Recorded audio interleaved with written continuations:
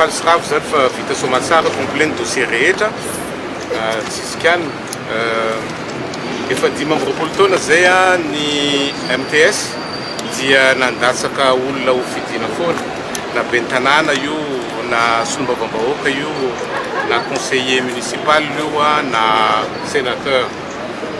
tanaty zany 5 amby roapolo taona zany dia niezaka zahay mba niativana mafy mba voaja tsara ny sotoavina républicaine sotoavina kristiana eto amin'ny tany sy firenena mba voatantana tsara amin'ny firenentsika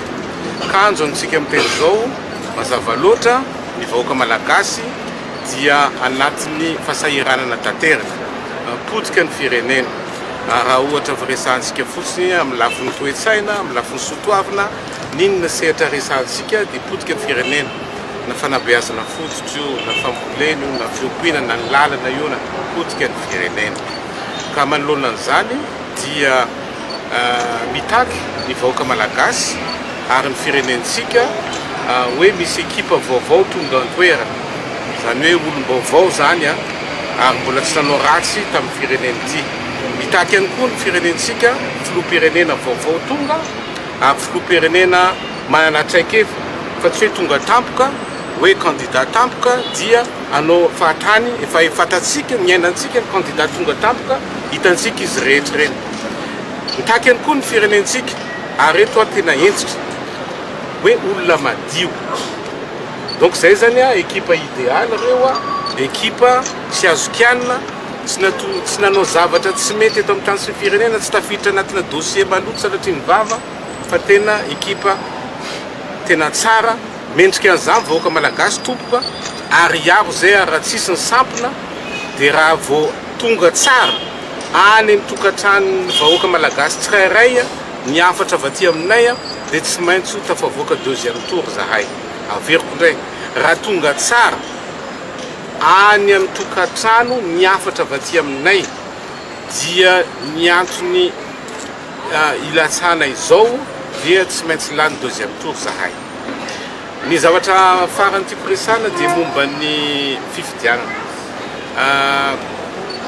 zay zao dia efa nandalo fifidianana maro ohatra ny voalazako teo ary nangalaram-bato imbetsaka raisiko fotsiny 2006 larana faharoa ny tena koa andro alina dia tampoka teo dia nidy daholo ny ordinateur tany amin'ny ministère ny ady tany dia tonga dia katso nandritry ny 3 andro mety mbola kely nareo tamin'izany sasany tsy nafantatra an'izany aveo rehefa mivelomina ny ordinateur dia lany premier tour ny le candidat za tsy anatin'ny fanabeazana ananako nidina an-dalambe sy anakontana dia nangina nandefitra nanana ny marina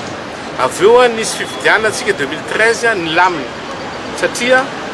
anisan'ny namolavolan'le seni zahay seni tsara tsisy mitsikera ankehitriny niempotra tanteraka tsika satria reo antoko reo na zay ary tsy anatin'ny seni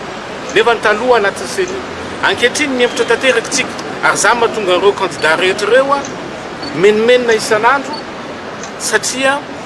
be loatra ny osika ao anatin'io lisym-pifidianana io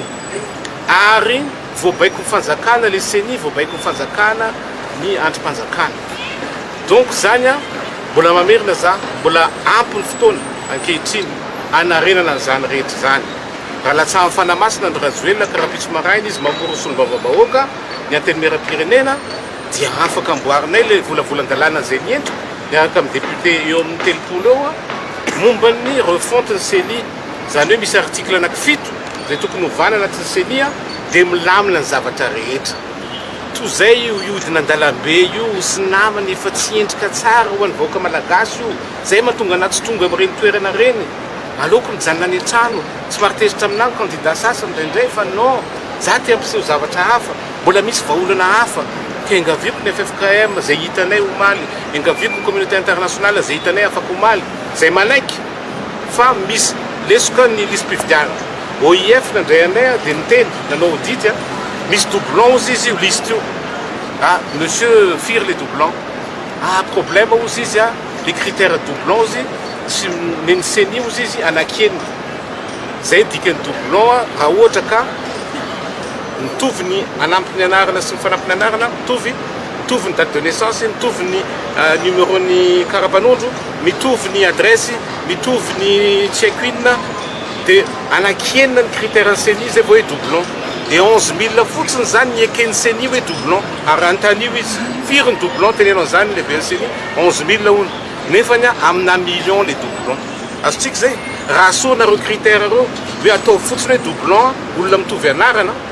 dia mitovy larana karapanondro dia efa be dia be le doublon.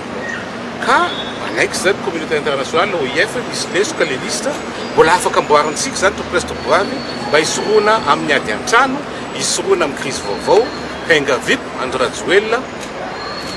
teny izy hoe mino Andriamanitra dia ampiasao le finoanao androaniny, tianao mivahoaka malagasy, tianao fifidianana madio, zay ty dia mbola tsy nangala bato mihitsy, ary tsy angala bato mihitsy raha pitso, fa efa misy osoka sahady alohan'ny fifidianana zany ny nisy mpifidianana. Ina tompoko zava-misy ao amin'ny familja Ratsiraka efa misy ny kandidana fotsy ny arima le MPS misy zay manontany anako zany aiza aloha ny tontonko zao aizo afarako io zavatra valiteniko dia tsotra no comment tsisy commentaire valiteny zany tsy misy commentaire.